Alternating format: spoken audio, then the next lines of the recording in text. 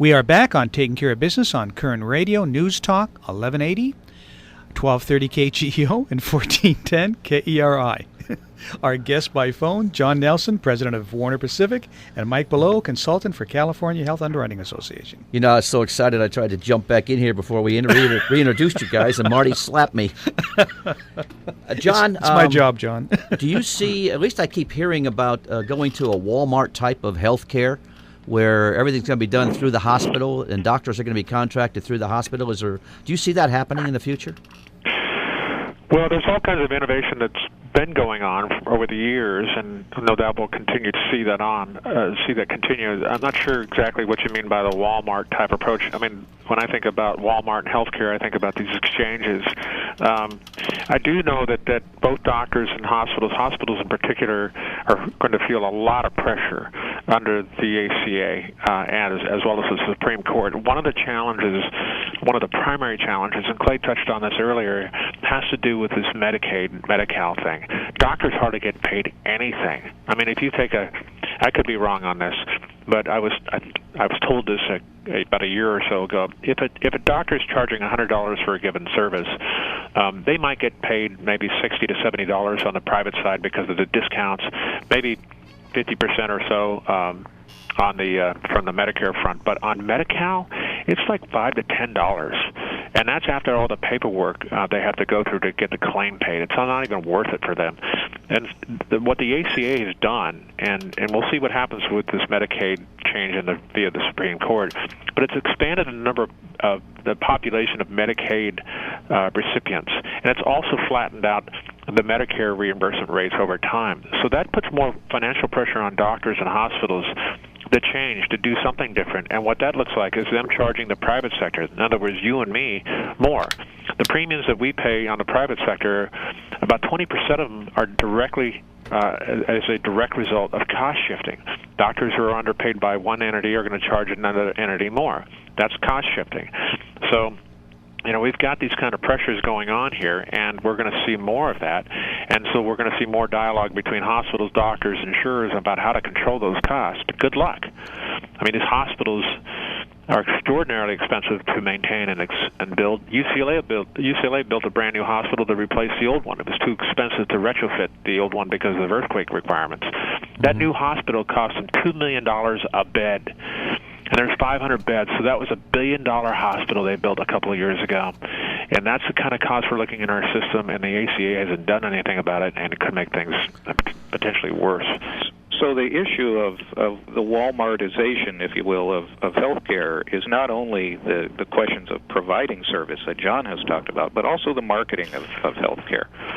Part of the exchange philosophy is sort of a commoditization of healthcare, that a consumer can go on a website and with a few clicks figure out his or her best option for coverage, and we're going to test that over the next few years.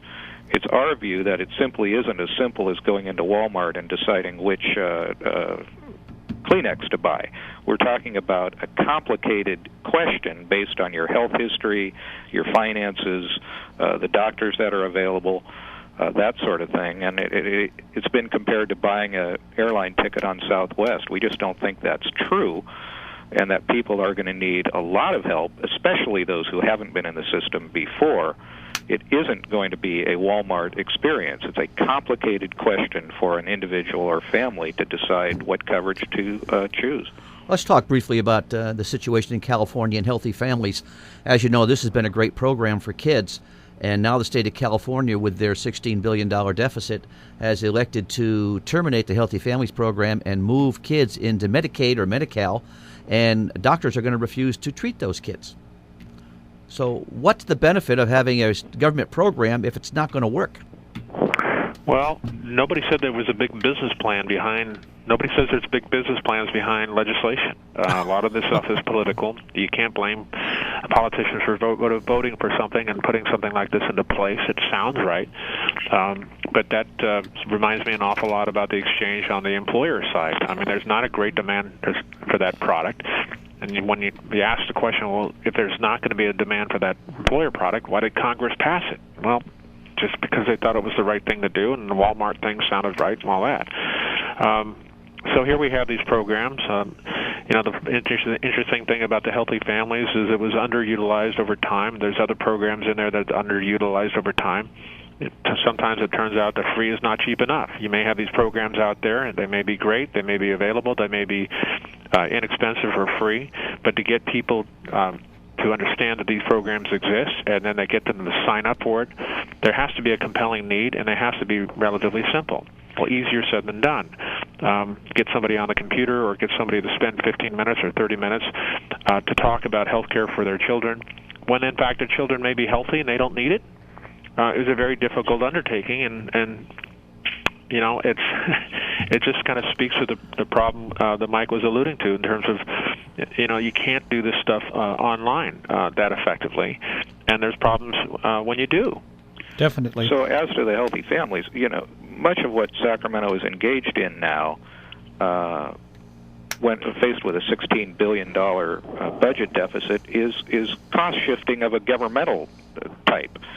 We talked about cost shifting in the healthcare world, but if the state can shift costs either to the federal government or to local government, they're going to do that to try to balance a budget deficit. And, it's perfectly rational behavior, but if you can cause the federal government to assume more of the burden, in the case of health care, or if you can cause locals to assume more of the burden by realigning prison populations down to the local level, for example, some of that's going to occur. And so don't discount the cost-shifting elements of these programmatic changes. That's a problem. It's cost shifting right into our pocket. We're having a conversation on Obamacare with John Nelson, president of Warner Pacific, and Mike Belote, consultant to the California Health Underwriting Association. Well, as you know, each state is required or has been asked to set up an exchange. Now, I understand 26 states may not participate in part of that, but with each state setting up an exchange, California was the first to do that. And I think it's Peter Lee who's managing that program in California. Now, Peter Lee used to manage another program in California that was a total failure. Why is this exchange going to be a success? Well, let me speak to Peter Lee personally, first of all. I know him, and he's a good guy. He's got a good sense about how the market works, how the market doesn't work. He is, and he wears his heart on his sleeve, and his objective is to try to get as many people who are on the ranks of uninsured insured and get them coverage. His objective also is to make sure that the market works and that the environment within these exchanges is sustainable for the insurance companies. He recognizes he's the first one to recognize the fact that if the exchange is set up wrong, that could be an unfriendly environment for an insurance company, and they won't participate. He needs them to participate, and he's working with them, and it's been overall a productive, positive relationship conversation so far.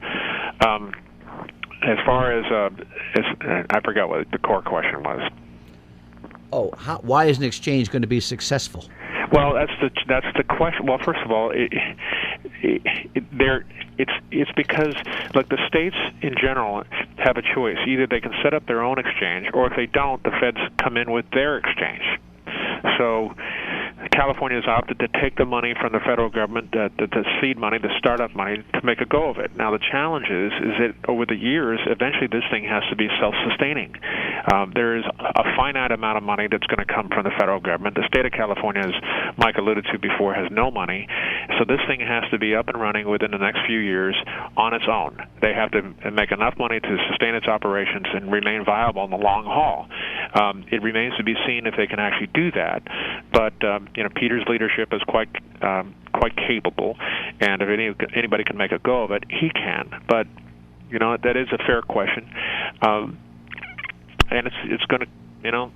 It'll be interesting to see.